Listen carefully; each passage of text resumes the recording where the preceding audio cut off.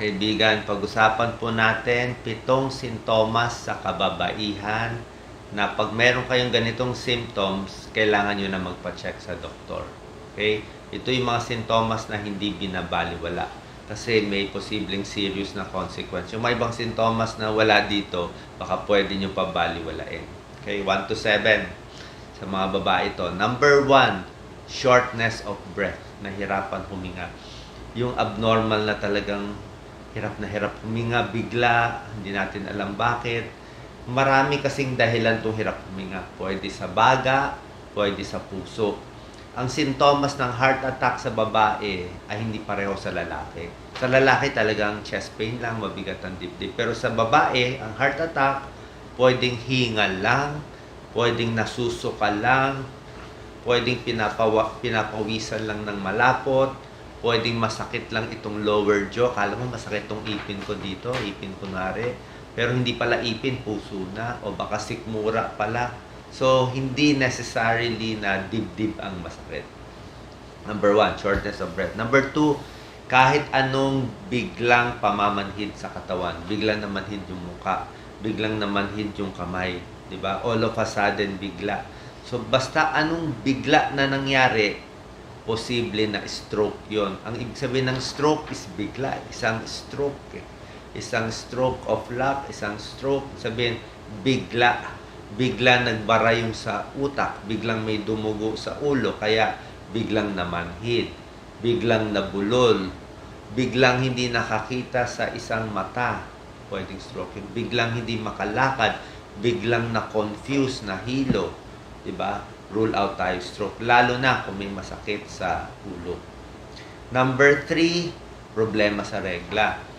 Pag ang regla ng mga kababaihan ng iba, palagay natin dati ang regla nyo every 4 days lang, di ba? O ilang pads kayo, o 4. Tapos mula dati 4 days, ngayon biglang 6 na araw na yung regla, biglang dumami yung pagdurugo, may bubuo-buo pa. Alam nyo ang normal nyo. Pag biglang hindi naging normal ang regla nyo, papacheck tayo sa OB/GYN. Kung bata ka pa, baka may problema lang sa regla, baka hormonal problem, baka may PCOS, o baka may myoma. Common din may myoma kung bata pa. Tapos, pag yung abnormal na bleeding mo, hindi lang sa regla, let's say, in between, di ba? Hindi ka dapat nire-regla. Baka menopause na, matanda na, or nasa gitna, kalagitnaan, biglang may bleeding pa sa kalagitnaan. Eh, hindi po normal yon, di ba? So, pag medyo may edad na yung babae, iisipin ng OB/GYN, baka may cervical cancer.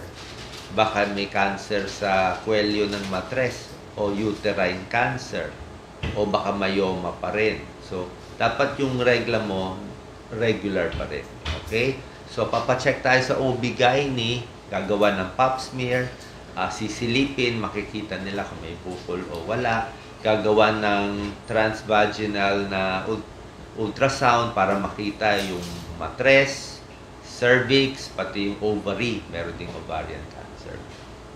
Number 4, masakit ang pagtalik, lalo na sa babae.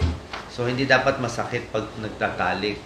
Kung biglang masakit, na hindi naman dati masakit, may isang sakit ang tawag endometriosis. Ang endometriosis, nagkakaroon ng maliliit na laman-laman at konting pagdurugo sa matres. So, endometriosis, marami to kumakala doon. Masakit to. Masakit pag nire-regla, masakit pag nagtatalik.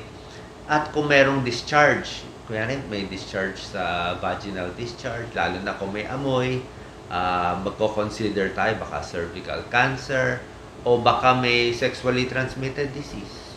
Diba? Pwede rin. O baka may babae si mister, hindi natin alam, diba? Sexually transmitted disease, pwede rin endometriosis or cervical cancer. Kasi may amoy din, lalo na pag may cancer. Number 5 na sintomas sa babae na hindi dapat binabaliwala, kahit anong nakita sa balat na kakaiba. Buong katawan sa skin, may nunal na malaki, na kulay itim, masyadong malaki. Sabi ko, malaki laki ng nunal, dapat ganito lang kalaki. Mga 6 millimeters lang yung dulo nito. Yan, dapat 6 millimeters lang. Pag more than 6 millimeters yung laki ng nunal, lalo na kung maitim, iba ang kulay, o medyo hindi bilog na bilog, iba-iba itsura, ingat po kasi merong mga skin cancer. So kahit anong nunal, lalo na kung malaki na, ito maliit pa, kung malaki na, dapat tinatanggal. Sasabihin ng iba, hindi pa naman cancer ngayon sabi ng doktor. Oo nga, ngayon, gayang kalaki, hindi pa cancer, pero hindi mo alam, baka in 5 years, maging cancer siya. So, bago siya mag-transform na maging cancer, tanggalin mo na habang maaga. Yan ang ginagawa sa cancer. Maliit pa lang, tanggalin mo na. Kahit benign man yan, tanggalin mo na para sigurado, lalo na more than 6 millimeters. Number 6, kahit anong bukol sa suso.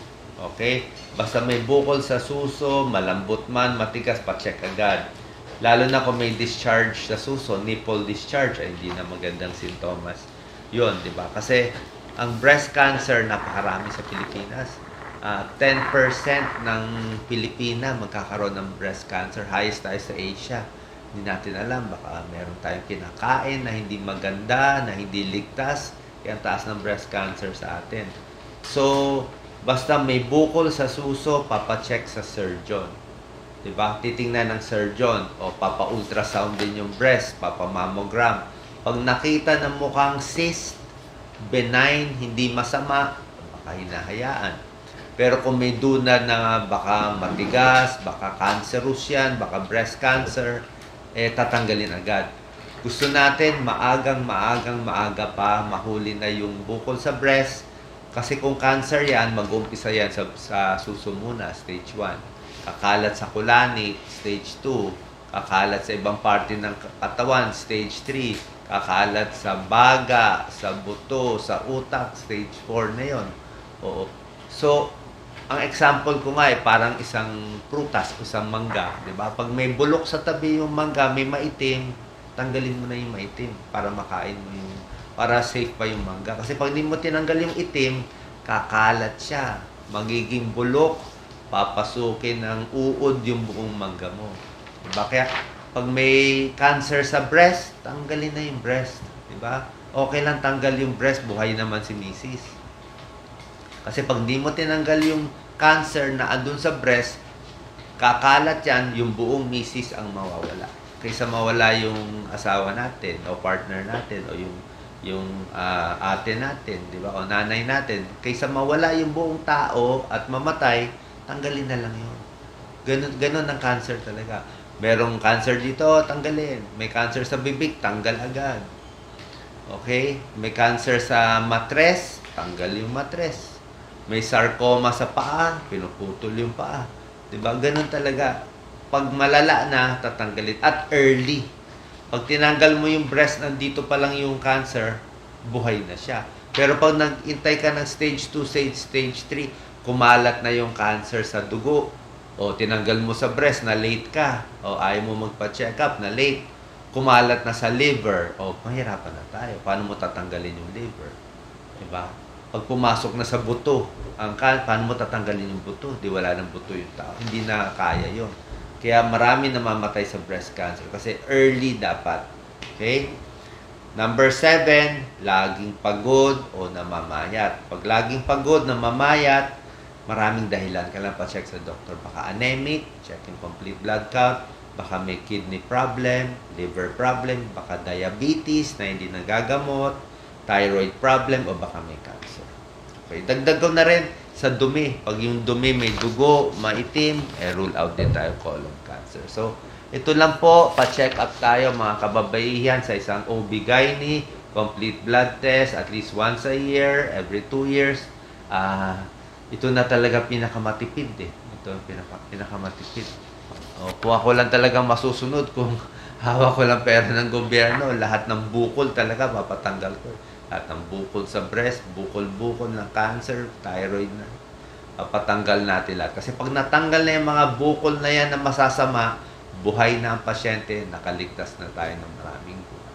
God bless po. Ingat po palagi. Thank you.